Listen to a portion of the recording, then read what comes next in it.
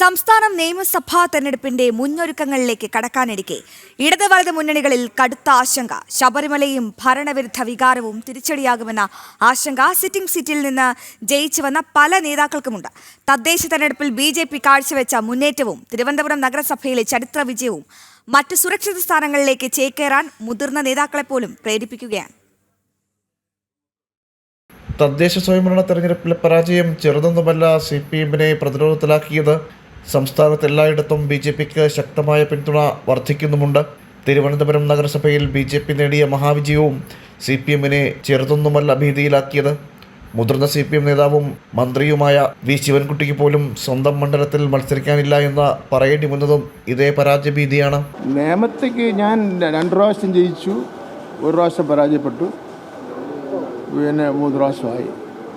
ജയിച്ചപ്പോൾ പിന്നെ 1 പ്രാവശ്യം രാജഗോപാലിനെ പരാജയപ്പെടുത്തിയത്, പിന്നെ കുമ്മന രാജശേഖരനെ പരാജയപ്പെടുത്തി, പിന്നെ നമ്മുടെ മുരളീധരൻ മത്സരിച്ച് പരാജയപ്പെടുത്തി. എൻ്റെ പാർട്ടി തീരുമാനിക്കുന്ന അനുസരിച്ച് കാര്യങ്ങൾ ഇരിക്കും. ഇടതുപക്ഷ ജനാധിപത്യ മുന്നണി CPM-ഉം നിയമത്താര് മത്സരിക്കണമെന്ന് തീരുമാനിക്കുമോ അതനുസരിച്ചായിരിക്കും കാര്യങ്ങൾ വരുന്നത്. കോൺഗ്രസിൻ്റെ സ്ഥിതിയും വേറെയല്ല. പരാജയഭീതി കോൺഗ്രസിനും വലുതായുണ്ട്. തദ്ദേശ തെരഞ്ഞെടുപ്പിന് പിന്നാലെ കോൺഗ്രസിലെ ഗ്രൂപ്പ് പോലും പ്രതിച്ഛായ നഷ്ടപ്പെടാൻ കാരണമായി. വരുന്ന നിയമസഭാ തെരഞ്ഞെടുപ്പിൽ വലിയ മുന്നേറ്റം കാഴ്ചവെക്കാൻ സാധിക്കുമെന്നാണ് BJPയുടെ ആത്മവിശ്വാസം. ജനപിന്തുണയും BJPക്ക് അനുകൂലമാണ്. 10 കൊല്ലത്തെ പിണറായി ഭരണത്തിൽ ജനങ്ങൾ അതൃപ്തരാണ്.